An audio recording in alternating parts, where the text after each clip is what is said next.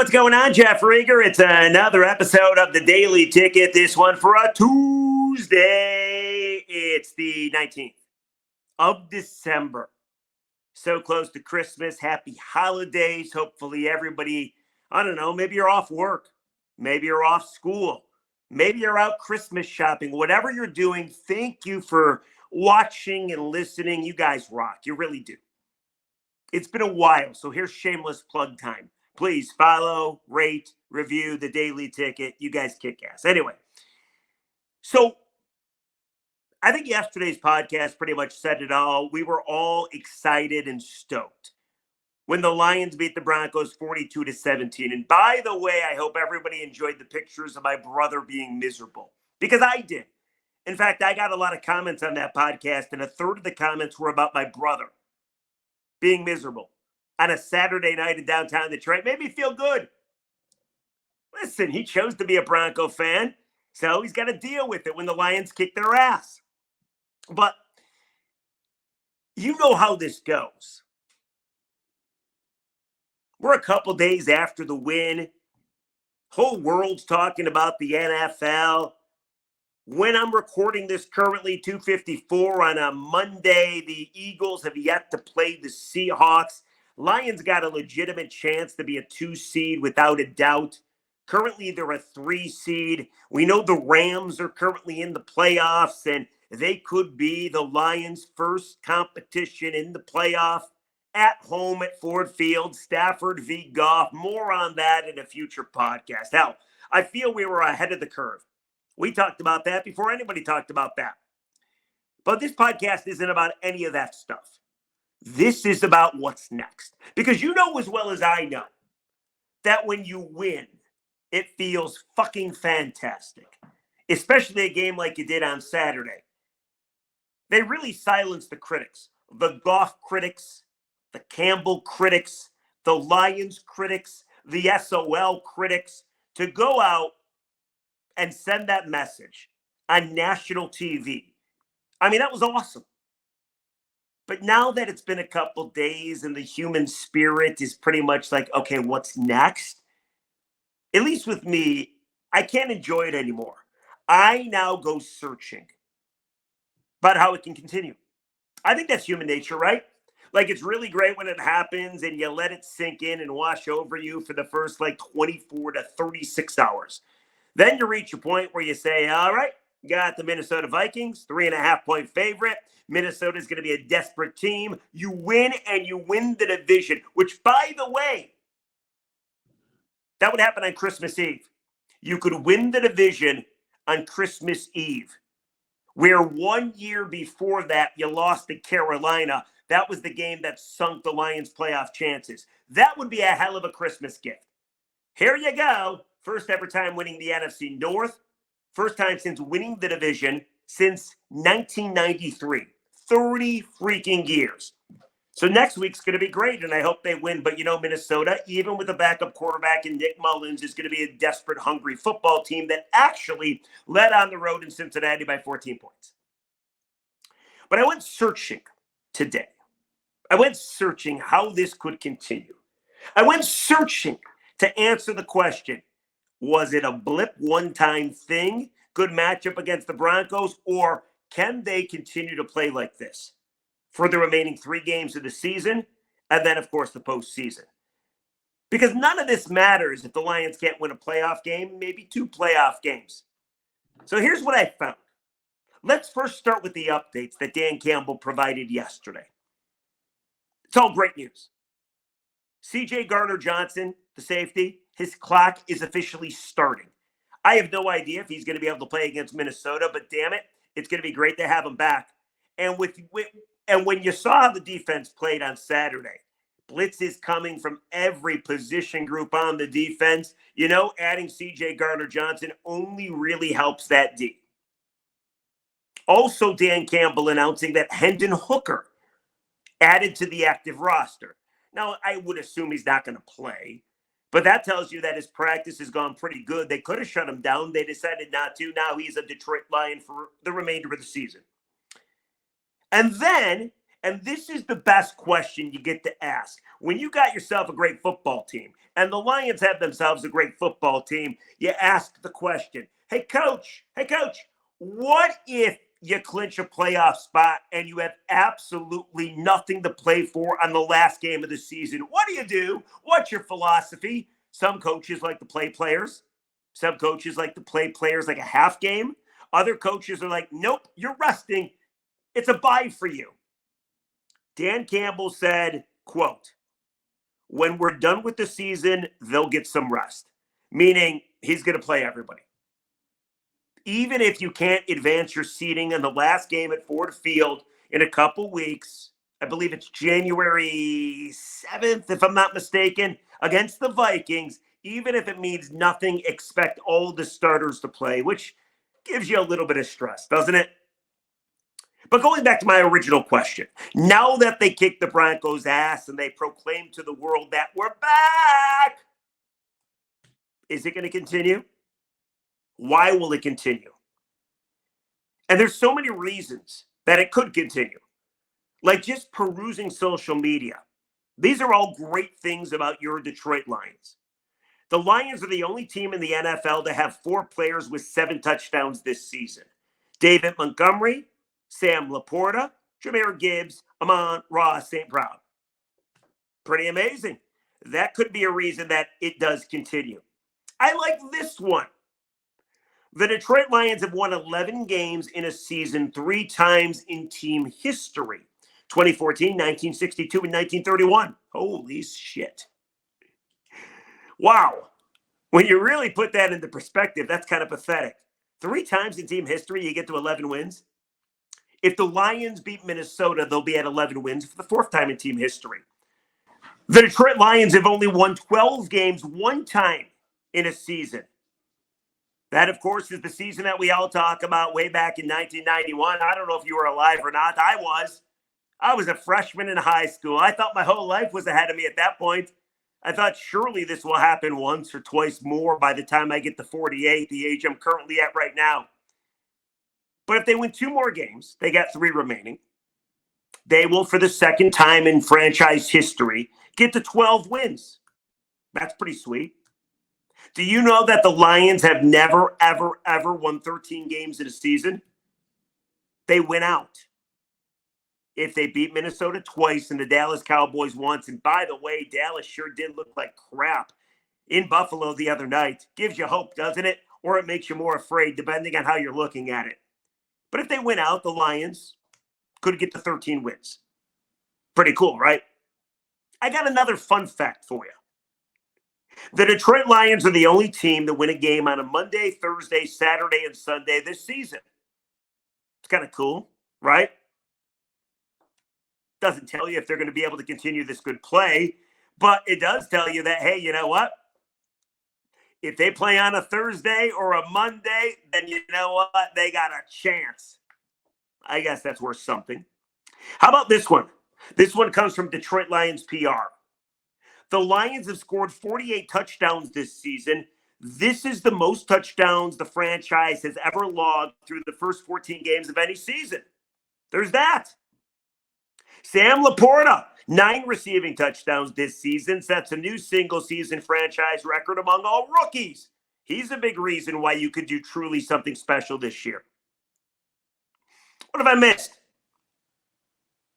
The Lions are undefeated on primetime. They're 4-0. That's pretty sweet. Do you know that Dan Campbell has 19 wins over the last 2 seasons? That's tied for the most wins for the Detroit Lions in a 2-season span. Now, some of these records are kind of pathetic while they're great. Because, really? It ties a record 19 wins over the course of 2 seasons. It just tells you how bad things have been. But still, it's great that things are great now. So that's just some of the fun stuff. But I haven't really given you a real reason why this can continue. I haven't given you a real reason why, you know what? The Lions are legitimate, and what you saw on Saturday against the Broncos is no fluke. But I think I have the reason why this continues. And it's not the fact that Aaron Glenn revamped the defense. It's not the fact that they were blitzing from everywhere. It's not the fact that Aiden Hutchinson and Bruce Irvin on the D line seemed to be a force. It's none of that. Lions defense as a whole got home against the Denver Broncos. That was great to see. It's none of that. A big reason, maybe the reason, that the Detroit Lions could not just be a playoff team, but they could make a deep ass run in the postseason is because of their offensive line. And before you laugh, before you say, oh, maybe that's even generic, let me explain, okay? Do you know that the Detroit Lions, when using their starting offensive line, Taylor Decker, Jonah Jackson, Frank Ragnow, Graham Glasgow, Penei Sewell. The Lions are 5-0 in that span. When they play their starters, they're 5-0. Do you know during that 5-game span,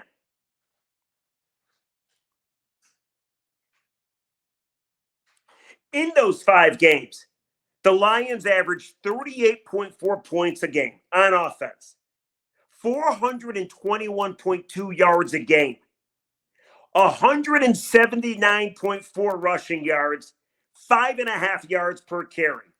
And Jared Goff has a rating of 121.73. Could you imagine if this offensive line, they've only been healthy for 5 times all season long. Could you imagine if this O-line actually stays healthy? I think the Lions could beat anybody. Because if the O-line stays healthy, Jahmyr Gibbs and David Montgomery, huge holes opened up for them. You see what they can do. That extra burst that Jahmyr has, the ability to break tackles, the nose for the end zone, and David Montgomery is just so dependable. 6 yards per carry. Awesome. So the offensive line plays, those 5 guys play. That just means fantastic things for the running backs. And of course, great time for Jared Goff. Because the story with Jared Goff is pretty damn simple. Like, he's not a world beater. He's not going to do it on his own. Most quarterbacks aren't going to do it on their own. I'd say 90% of quarterbacks that play in the NFL need really good offensive line play. And if they don't get it, they're going to have pressure in their face. They're going to go down like a sack of potatoes. And you know what? Or is it potatoes? I'm not quite sure. Anyway, they're going to go down like a sack of potatoes. And you don't really have a chance. There's about like 5 quarterbacks in this league that when pressure is consistently in their face, they're still going to be able to make a play. I think part of the reason the fans don't want Jared Goff here is because he's not one of those quarterbacks. But good luck finding one of those quarterbacks. And this is not even a do you re-sign him or don't you re-sign him conversation. I'm not doing that right now. There's no reason to do it right now. The story is not complete. But what I can tell you, if those 5 men are able to suit up for the remainder of the season, I love my chances as a Lions fan. You should too. It's that easy. Because even if the defense doesn't play great, even if the opposition adjusts from all the different areas that Aaron Glenn was having them blitzing from on Saturday, you know your offense can outscore the other team when those 5 guys are protecting for Jared Goff. How about Jameson Williams, by the way, too? He is now a counted-on member of this offense. 7 targets, made some big grabs, nice yak after catching the ball, made some nice moves, can take a hit. Like, add J-Mo and that speed, and those 2 kids from Alabama, J-Mo and Gibbs, my God, they can fly. You get the same 5 guys, and I truly believe you got a chance against everybody. And I truly believe you get those same 5 guys blocking for you, and I truly believe you got a chance against everybody. That's my reason. By the way, because I know you're wondering, well, who were the 5 games against? It wasn't the Chiefs.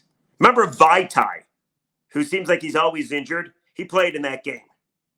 The 5 offensive linemen that kill it when they play together, Taylor Decker, Jonah Jackson, Graham Glasgow, Frank Ragnow, Penei Sewell. They're 5-0 against the Packers at Lambeau, the Carolina Panthers, the Chargers, the Saints, and the Broncos. Now, I know those teams they beat are not world beaters. So the cynics and the skeptics and the doubters will probably say, oh, big deal. They beat 5 bad or mediocre teams. And I would buy that. I think you got a point because that's the first exact thing I thought of. When I saw the stat, and Will Birchfield from 97 Won the Ticket does a great job. He came up with the stat on Twitter. The first thing I did think of after was like, wow. My first response was, that is awesome. And then my second response was, well, who'd they play? And they haven't played world beaters. I would agree. But you're going to get those same 5 guys against Minnesota who's trying to win a division title or at least try to make the postseason. If they play well against them, will that convince you? What about the big game in 2 weeks? The Dallas Cowboys in Dallas. That's a game that everybody's already writing the Lions off on. Nobody's going to give them a chance to win that game. Even with what happened in Buffalo.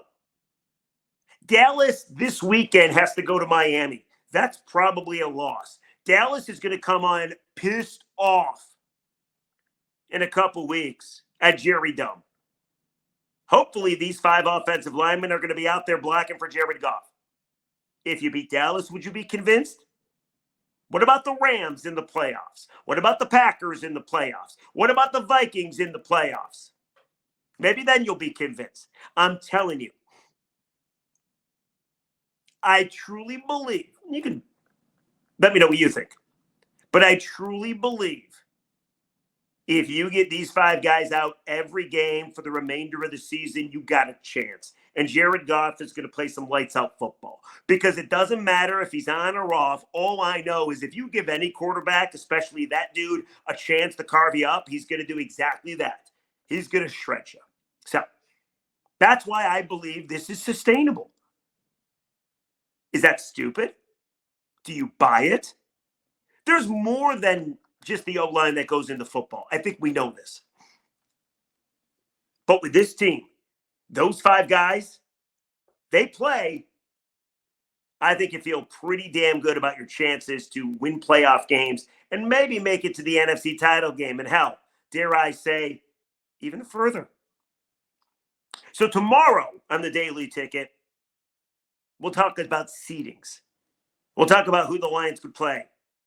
Maybe this time tomorrow, the Lions will have already clinched a playoff spot because currently all they need is Seattle to lose tonight, and they're in the playoffs. They're in the playoffs anyway, let's be honest. There's like 0 chance they miss the playoffs. Even if they lose out, they're going to be in the playoffs. So let's not get dramatic there. But the game tonight is interesting. And when I say tonight, I mean last night if you're watching, of course, on a Tuesday. Because if Seattle loses, you're in the playoffs. If Seattle wins, that means Philly loses and you get a better chance at the 2 seed. See, it's a beautiful thing, and we can talk more about this tomorrow, but the Lions have a legitimate chance to get the 2 seed. I'm not going to go as crazy and say the 1 seed because I just don't think the Niners are going to slip up. I think the Niners are going to win the Super Bowl. I think they're that good. But the 2 seed, that means you get 2 home playoff games. If you win your first one, you get another one. And the only time you would have to go on the road, probably to San Francisco, would be the NFC title game. 2 seed's important. So much better than the 3 seed. Because the 3 seed, you're guaranteed 1 home playoff game. And the next week, if you win that playoff game, you got to go on the road. So, let me know what you think. I've scoured the internet, the stat books. I do believe the reason why Saturday was legitimate is because of that offensive line. And when those 5 dudes play, you got yourself a great chance to win the football game. Because Jared Goff and company are going to have a ton of time to let the offense do its thing. 38.4 points a game. And how about Frank Ragnow, by the way? Dan Campbell confirmed yesterday, yep, meniscus surgery. Dude's out there 2 weeks later. I mean, what a beast. So let me know what you think. What's the biggest reason what you saw Saturday is real? Or maybe you don't believe it's real. Maybe it's a blip on the radar. Let me know. comment section below. Speaking of the comments, let's go ahead and get to some comments, shall we? I want to read a couple comments on Twitter. All right, I got a good one and I got a bad one. Here's the good one. This one comes your way from Scott Friedman. Says, awesome pod today, Rieger. Laughing my ass off at the pics of your brother. Really cool he got to meet Sean Payton. That's right. A lot of people enjoyed in my brother being miserable. I enjoyed in my brother being miserable. It's who I am. And then how about this one? It's a bad comment. Here in the Daily Ticket, I usually read a good comment and a bad comment. Here's the bad comment. This one comes from an individual called Mage Stealth. He goes by Stealth Menace. Very scary name. He responded to my tweet. After the game on Saturday, I tweeted out, after a week of anxiety and worries, it took one dominant, awesome beatdown of the Denver Broncos to remind us all that this is a pretty fucking good team. Forget agonizing about the division and start dreaming about the 1 seed. Just a half game out, they're back. So this individual, Stealth Menace, didn't like that comment.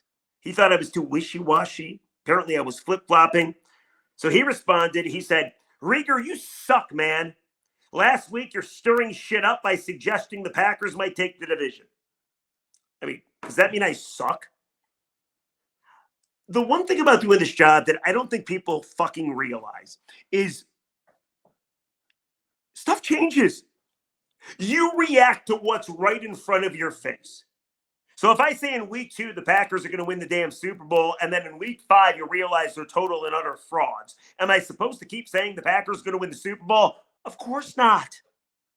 Like, honestly, you react with the evidence in front of you. It's like live tweeting a game. In the first quarter, you might be negative because the Lions or whatever team you're watching suck. In the fourth quarter, that team might win. And you know what? You're a hell of a lot happier, and people can say you flip-flopped, or maybe you just reacted to the new evidence. That's what I don't get. You can't tell me at one point 3 weeks ago you were not worried about the Packers. And if you were not, you're a better person than me, because I was a little petrified. Now they've lost 2 straight. They're not looking like the same team. And you know what? They're not a problem. So you set your sights on a different team to worry about. But my goodness, I don't get it. Anyway, I usually take being ripped on a little better than that, but sometimes it's just so stupid. Anyway, I got to go, guys. My dog, there she is again. Go ahead, Bouncy. What's the deal? You going to bark? Yeah? What do you think of the Lions? What do you think of the Lions? Yeah? Are they? Bark once, Bouncy. Bark once if they're going to win the Super Bowl. Bark twice if they're going to win the Super Bowl. That was twice, I think. What do you want? Real quick science experiment before we leave. She cannot bark without leaving her front 2 paws. You think I'm lying? Watch. There. See?